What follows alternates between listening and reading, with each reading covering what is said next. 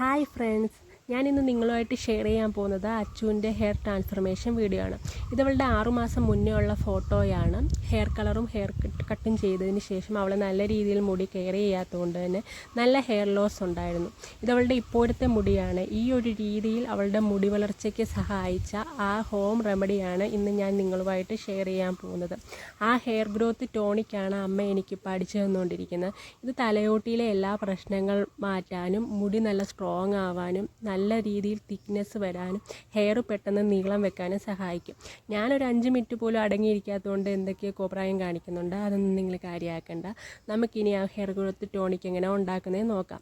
2 glass വെള്ളത്തിൽ 3 spoon Rosemary ചേർക്കുക. ഇത് അങ്ങാടിക്കടയിൽ നിന്ന് മേടിച്ച റോസ്മേരിയാണ്. അതിലേക്ക് 1 സ്പൂൺ ഉലുവയും കുറച്ച് ഗ്രാമ്പൂവും ചേർത്ത് 5 മിനിറ്റ് തിളപ്പിക്കുക. തണുത്തതിന് ശേഷം നിങ്ങൾക്ക് സ്പ്രേ ബോട്ടിൽ യൂസ് ചെയ്യാം. കുറഞ്ഞത് ആഴ്ചയിൽ 3 തവണയെങ്കിലും യൂസ് ചെയ്യണം. ഡെയിലി യൂസ് ചെയ്യുന്നത് നല്ല റിസൾട്ടിന് കാരണമാവും. നിങ്ങളുടെ റിസൾട്ട് ഞാനുമായിട്ട് ഷെയർ ചെയ്യാൻ മറക്കരുത്. താങ്ക്